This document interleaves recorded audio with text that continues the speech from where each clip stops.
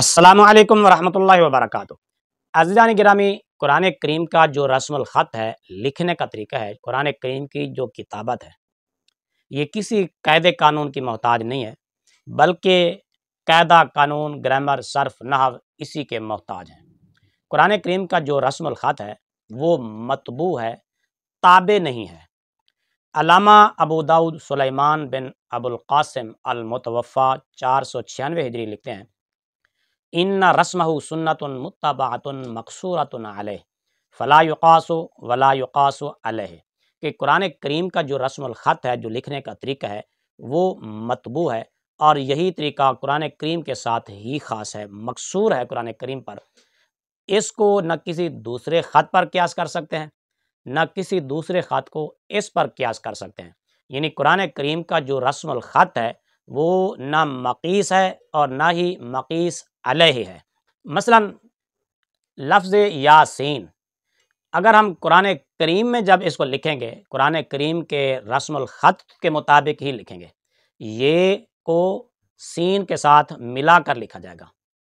اور اگر یہ کسی کا نام ہو، بطور نام اگر لکھا جائے، جس طرح کے بعض لوگوں کے نام ہوتے ہیں، غلام یاسین وغیرہ، تو اس کو یا کے بعد الف کے ساتھ لکھیں گے، یعنی یہ اور الف کو الگ کر کے لکھیں گے، یہ اور سین کو جوڑ کر نہیں لکھیں گے، بلکہ جدا جدا کر کے لکھیں گے، یہ کے بعد الف لکھیں گے۔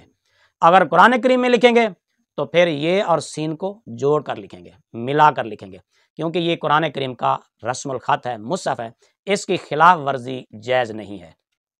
اسی طرح لفظ عالم، عالم، عالمان، عالمون، عالمین، جب ہم اپنے کسی خط میں لکھیں گے تو عین کے بعد الف لکھا جاتا ہے، لیکن قرآن کریم میں تمام مقامات پر تقریباً عین کو لام کے ساتھ جوڑ کر لکھا گیا ہے، عین اور لام ملا کر لکھے گئے ہیں۔ یہ قرآن کریم کا مخصوص رسم الخط ہے، اس پر ہم کسی دوسرے خط کو قیاس نہیں کر سکتے، اور نہ ہی اس کو کسی دوسرے خط پر قیاس کر سکتے ہیں۔ فلا یقاس ولا یقاس علیہ، نہ یہ مقیس ہے اور نہ ہی مقیس علیہ ہے۔ علامہ جلال الدین سیوطی علیہ رحمہ المتوفی 911 ہجری فرماتے ہیں، ورسم المصحف متبع، قرآن شریف کا جو رسم الخط ہے، لکھنے کا طریقہ ہے، یہ مطبوع ہے، تابع نہیں ہے۔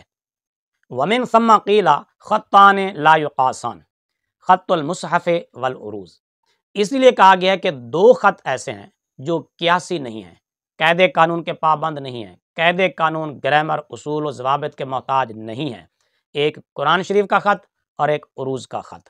مزید فرماتے ہیں، رسم المصحف متبع لاتباع السلف رضی اللہ تعالی عنہم، کہ قرآن کریم کا جو رسم الخط ہے وہ مطبوع ہے، اسلاف کی اتباع کے مطابق ہی لکھا جائے گا، جس طرح صحابہ کرام نے علیہم الرضوان نے لکھ دیا، ہم اسی طرح ہی لکھیں گے۔ قرآن کریم کے خط کی پیروی کی جائے گی، قرآن کریم کو ہم اپنے اصولوں، اپنے قانون اور اپنے ضابطوں، اپنی گرامر کے مطابق نہیں لکھیں گے، بلکہ جس طرح اسلاف سے یہ منقول ہے، لکھا ہوا چلا آ رہا ہے، قرآن کریم کو اسی خط ہی میں لکھا جائے گا۔ قاعدے قانون، صرف، نحو، گرامر، یہ تو قرآن کریم کے پہلی حرف پر جواب دے جاتے ہیں، ہاتھ کھڑے کر دیتے ہیں، بھئی ہماری یہاں تک پہنچ نہیں ہے۔ دیکھیے قرآن کریم کی صرف بسم اللہ کو دیکھیں آپ، بسم اللہ الرحمن الرحیم، با اور سین کو جوڑ کر لکھا جاتا ہے اکٹھے بسم اللہ شریف میں، جبکہ قانون اور ضابطہ یہ چاہتا ہے کہ با کے بعد الف لکھا جائے، اور اسم، جس طرح لفظ اسم کو اکیلے الف کے ساتھ لکھا جاتا ہے، اسی طرح بسم اللہ میں بھی بے کے بعد الف لکھا ہونا چاہیے، جبکہ قرآن کریم میں کئی مقامات پر یہ لفظ اسی طرح، یعنی با کے بعد الف کے ساتھ بھی لکھا ہوا ہے۔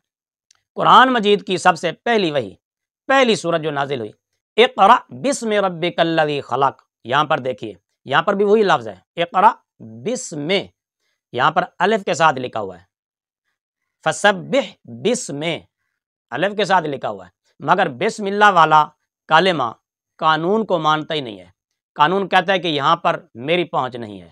اس سے تھوڑا سا اور آگے چلیں کہ العالمین، قانون کا تقاضا یہ ہے کہ عین کے بعد الف لکھا جائے، یعنی عین زبر الف یوں لکھنا چاہیے، قانون کا تقاضا یہ ہے، مگر پورے قرآن کریم میں عین اور لام کو ملا کر لکھا گیا ہے۔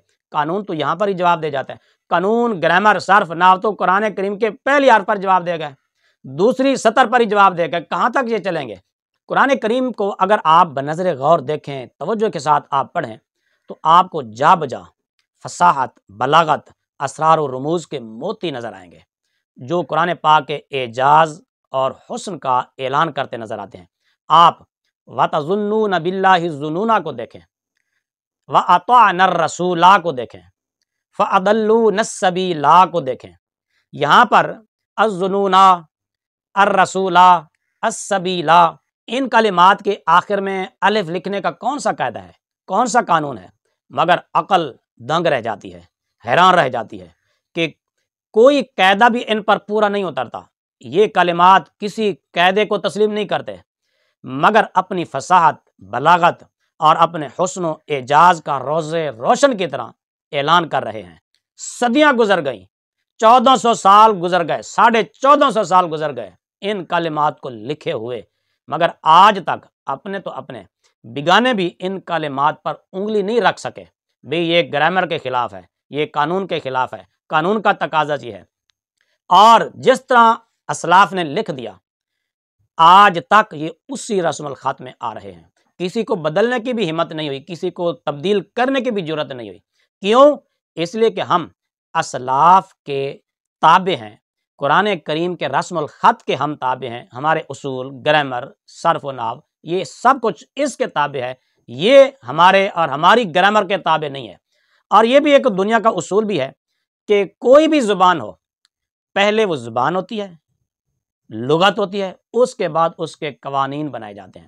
بچہ جب بولنا شروع کرتا ہے تو وہ پہلے گرامر کا محتاج نہیں ہوتا، گرامر کے بغیر ہی وہ بولنا شروع کر دیتا ہے، اور پھر اس کے بعد گرامر، اصول اور ضوابط سے واقف ہوتا ہے. اور قرآن کریم میں کئی سارے الفاظ آپ کو ایسے بھی نظر آئیں گے جو لکھے ہوئے تو ہیں مگر پڑھنے میں نہیں آتے. الف کو دیکھ لیں، کئی مقامات پر الف لکھا ہوتا ہے، مگر اس کے ساتھ ہی اوپر تھوڑا سا ایک نشان لگا دیا جاتا ہے، گول دائرہ لگا دیا جاتا ہے، جس کا مطلب یہ ہوتا ہے کہ بھائی یہ الف لکھا ہوا تو ہے مگر اس کو پڑھنا نہیں ہے. اب دیکھیں، صدیاں ہو گئیں یہ الف لکھے آتے آ رہے ہیں، مگر کسی کو ہمت نہیں ہوئی کہ ان کو بدل دیں، ان کو حذف کر دیں، ان کو قانون کے محتاج کر دیں، قانون کے ماتحت کر دیں. ایسا کسی نے ہمت نہیں کی آج تک. اور اسی طرح قاعدہ اور اصول ہے، جب جمع کا صیغہ ہو اس کے آخر میں الف لکھا جاتا ہے، مگر قرآن کریم میں کئی مقامات ایسے ہیں جہاں الف لکھا ہوا بھی ہے اور الف کہیں کہیں نہیں بھی لکھا ہوا، مگر آج تک کسی نے یہ نہیں کہا کہ یہ قاعدے کے خلاف ہے، یہ قانون کے خلاف ہے، یہ گرامر کے خلاف ہے، بلکہ سب نے یہی کہا کہ گرامر کی پہنچ ان الفاظ تک نہیں ہے. آج تک کسی مفسر نے، محدث نے، کسی فقیہ نے، کسی صرفی نے، نحوی نے، اہل لغت نے، جن کو اپنی زبان پر ناز اور فخر ہے، بڑے بڑے فصحائے عرب ہیں، اللہ تعالیٰ نے جن کو فصاحت اور بلاغت کی نعمت سے نوازا، لیکن انہوں نے بھی ان الفاظ کو بدلنے کی کوشش نہیں کی. کوشش کرتے کیوں؟ اللہ رب العزت نے قرآن کریم کے شروع ہی میں فرما دیا، ذالک الکتاب لا ریب فیہ، یہ وہ کتاب ہے جس میں کوئی شک نہیں ہے. یہاں پر القرآن نہیں کہا گیا، یہاں پر کتاب فرمایا گیا ہے. کتاب کہتے ہیں لکھی ہوئی چیز کو. گویا کہ یہ اس بات کی طرف ایک لطیف اشارہ بھی ہے کہ اللہ رب العزت نے فرما دیا کہ جس طرح قرآن شریف کے اللہ کے کلام ہونے میں کوئی شک نہیں ہے، اسی طرح اس کے لکھے ہوئے ہونے میں بھی کوئی شک نہیں ہے. جس طرح اللہ تبارک و تعالیٰ نے اس کی حفاظت کا ذمہ لیا ہے تو وہ قرآن کے الفاظ اور معنی دونوں کا ذمہ لیا ہے. انا نحن نزلنا الذکر وانا لہ لحافظون. اللہ نے فرمایا کہ ہم نے اس قرآن کو اتارا، ذکر کو اتارا، اور ہم ہی اس کے محافظ ہیں. تو اللہ تبارک و تعالیٰ نے قرآن کریم کی حفاظت کا ہر اعتبار سے ذمہ لیا ہے. گویا کہ حقیقتاً بھی، لفظاً، ظاہراً، معناً آج تک کسی کو یہ ہمت نہیں ہوئی کہ قرآن کریم کے کسی ایک حرف کو وہ اپنی گرامر کے مطابق کر دے. نور الانوار پڑھنے والے حضرات بخوبی جانتے ہیں کہ قرآن کریم کی جو تعریف کی گئی ہے وَهُوَ اسم للنظم والمعنى جمیعا، کہ قرآن کریم نظم، عبارت، الفاظ اور معنی دونوں کا نام ہے. تو اللہ تبارک و تعالی نے دونوں کی حفاظت کی ذمہ داری لی ہے. اور قرآن شریف کسے کہتے ہیں؟ کتاب کیا ہے؟ امل کتاب فالقرآن المنزل علی الرسول علیہ الصلوۃ والسلام المکتوب فی المصاحف۔ قرآن کریم تو ہے ہی وہ جو رسول کریم صلی اللہ علیہ وسلم پر نازل ہوا اور مصاحف میں لکھا گیا ہے، تو یہ لکھا ہوا یہ بھی قرآن شریف ہے۔